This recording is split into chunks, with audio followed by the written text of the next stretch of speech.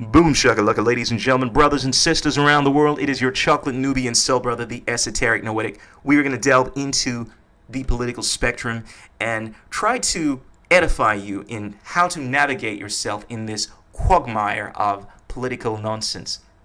Now, of course, there are many different political ideologies, and quite frankly, I don't care which political ideology you identify with, because more often than not, people have a different idea of what their political ideology means.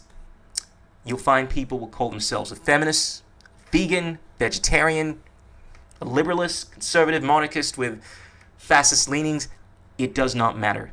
This political spectrum that you see before you right now, for instance, has anarchism on the far left. Now, those that have what I would call a legitimate understanding of what anarchism is truly about, realize that anarchism is not either on the left, nor is it on the right.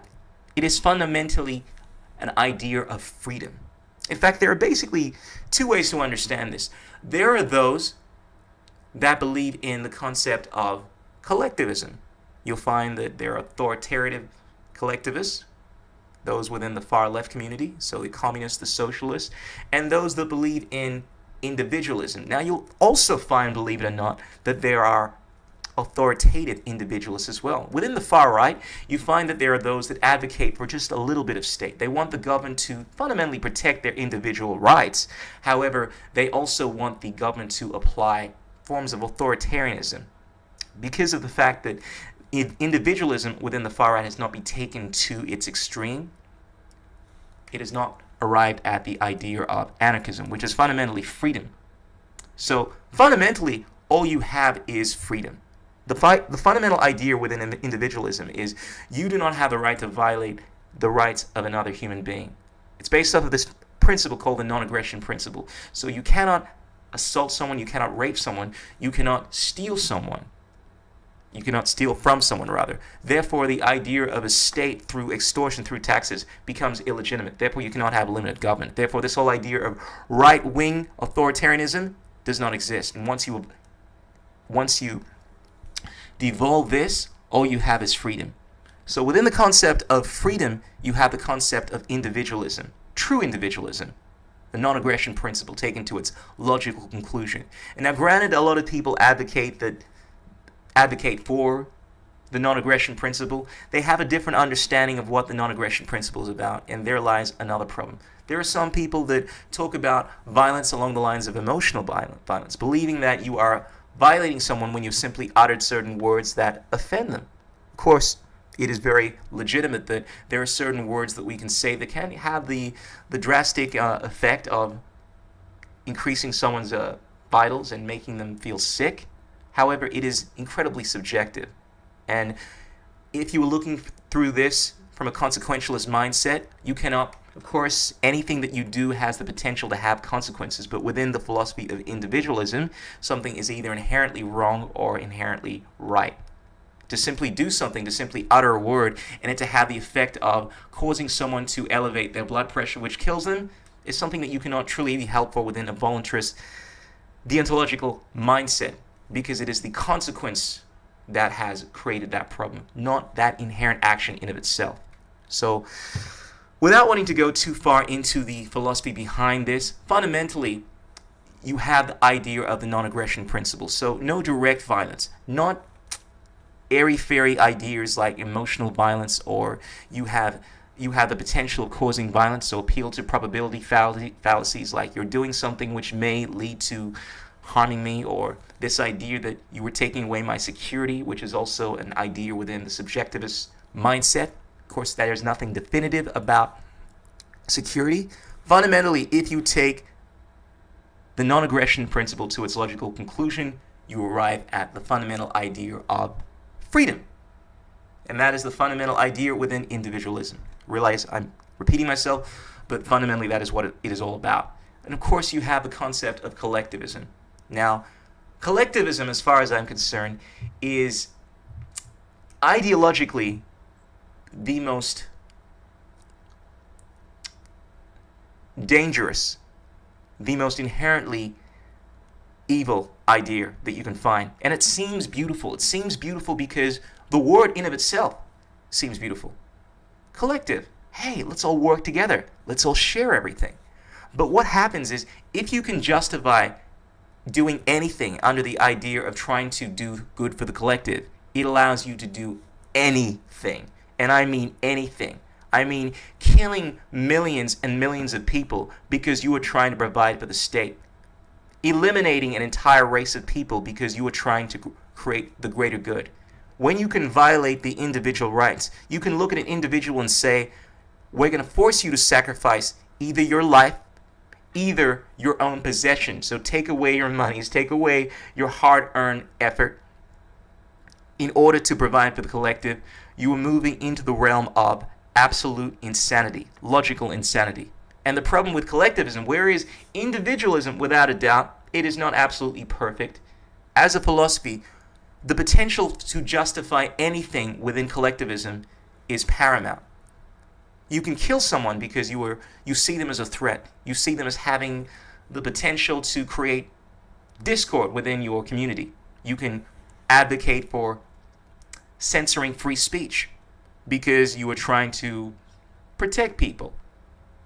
You can pass laws where people are not able to do X, Y, and Z, to say certain things, to do certain things that are not harming anyone because you are trying to appease certain people.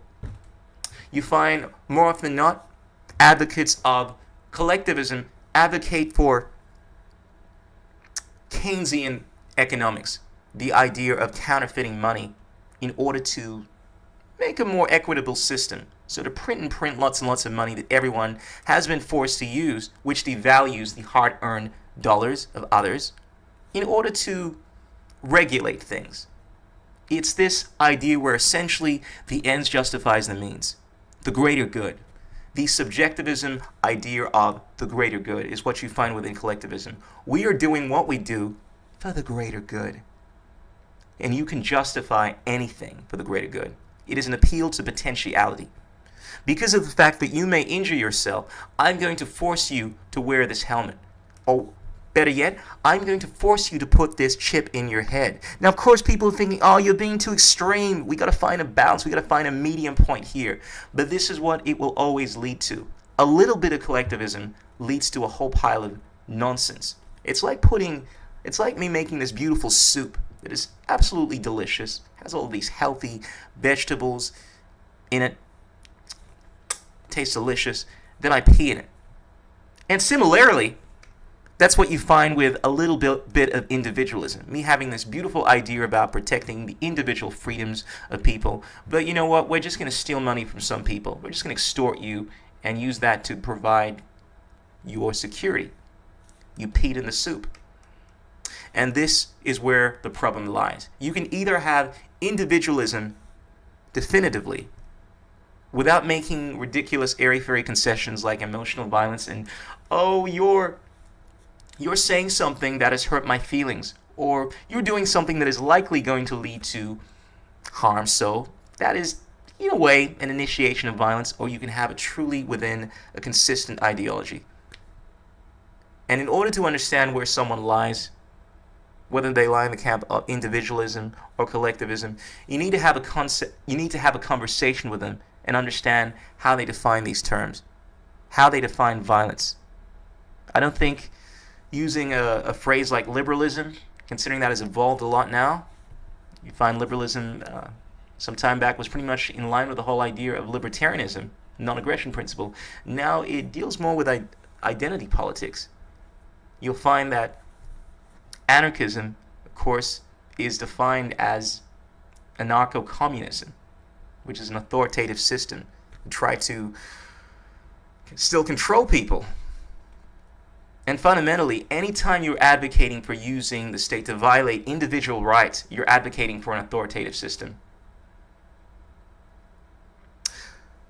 So that's what it comes down to for me. You're either, regardless of whether or not you want to call yourself an anarcho-capitalist, which is essentially someone that believes in anarchy, so true freedom, and capitalism, voluntary exchange, whether or not you want to define yourself as a libertarian, someone that believes in liberty, once again, the concept of the non-aggression principle, whether or not you want to define yourself as any branch of individualism, agorism, provided you were applying the non-aggression principle within a true sense, without advocating for any appeal to probability, arguments, any emotional violence, any airy-fairy ideals of violence, you will arrive at the concept of freedom, which is a centrist position. In fact, I've often heard Jordan Peterson identify himself as a centrist, which is beautiful. I mean, he says he's more center-left. I mean, no one's perfect. But fundamentally, once you break down these ideologies, you realize that they're both authoritarian ideologies. And within that, you're never going to have freedom.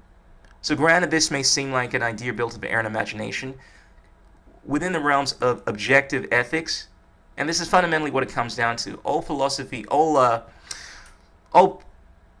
political spectrum ideologies have the fundamental theme of ethics within them, the philosophy of morality, which is individualism versus collectivism. Anyway, ladies and gentlemen, that is pretty much the political spectrum. Peace out. Let us know what you think. Signing out, your esoteric noetic. Ow! Life's purpose is to feel joy. Metaphysical, lyrical, setting up for truth. The only one to make change is walking in your shoes. Be the example, don't complain about the news. Making music and serving the world with the loo. Now you can be the same, or you can be the change. Find strength from inside, break through the chains. No one to blame, nothing to prove. You create your reality, it's up to you.